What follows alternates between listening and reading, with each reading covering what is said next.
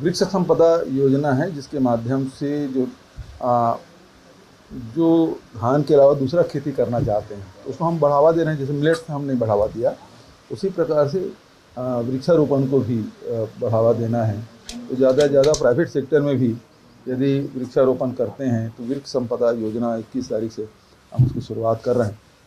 उसका बड़ा कार्यक्रम है, उसको लॉन्च करेंगे और डिटेल में फिर उस दिन बात होगी। शादी है इनिशियल के अध्यक्ष की, नीरज पांडे जी की, अंबिका भी जा रही साथ में, और उसके बाद एक सामाजिक सम्मेलन मेरे क्षेत्र में, और आज शादियां भी खूब है तो उसमें भी अटेंड करना है। कल प्रधानमंत्री जी से मुलाकात हुई, और एक तो जनगणना जिसके कारण से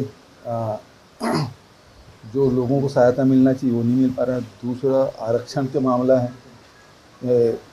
यदि आरक्षण होगा, हमारे कहीं संख्या बढ़ी तो उसके आधार पे आरक्षण का लाभ मिलेगा, तो ये महत्वपूर्ण विषय था। और 2-3 तो पुराने विषय थे जीएसटी को लेकर।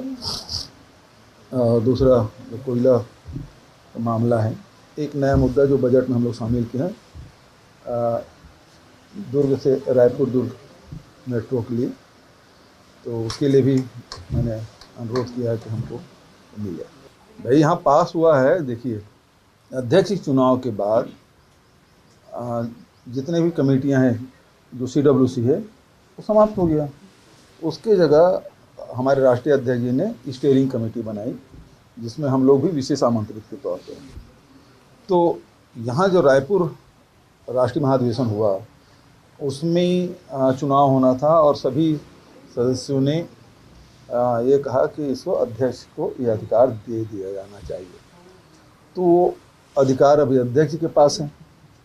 तो निकट भविष्य में उसमें CWC के मेंबर के सिलेक्शन होने हैं। उसमें अनुसूचित जाति है, जनजाति है, पिछड़े वर्ग है, अल्पसंख्यक है, महिला है, नौजवान है, इन सब का समावेश होगा। तो उस मामले में मैंने ही अध्यक्ष जी से निवेदन किया कि इसको कब तक कर लेंगे।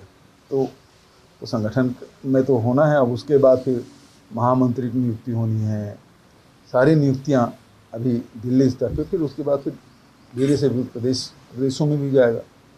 तो वो चर्चा अध्यक्ष जी से मैंने की। देखिए डॉक्यूमेंट्री है, उसमें चैलेंज किया जाना चाहिए।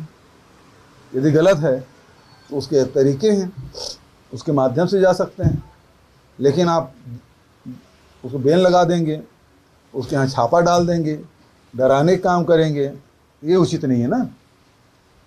यदि गलत है तो उसे कार्रवाई होनी चाहिए। प्रस्ताव पारित करने से क्या होता है, उसमें कार्रवाई होना चाहिए। गलत है तो, और नहीं है तो फिर स्वीकार करना चाहिए।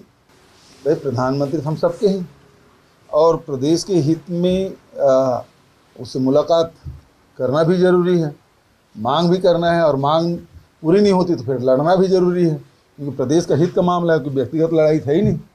और जिन मुद्दों को लेकर बात होती है तो प्रधानमंत्री जी समय देते हैं तो अच्छी बात है, और हम अपनी बात रख पा रहे हैं।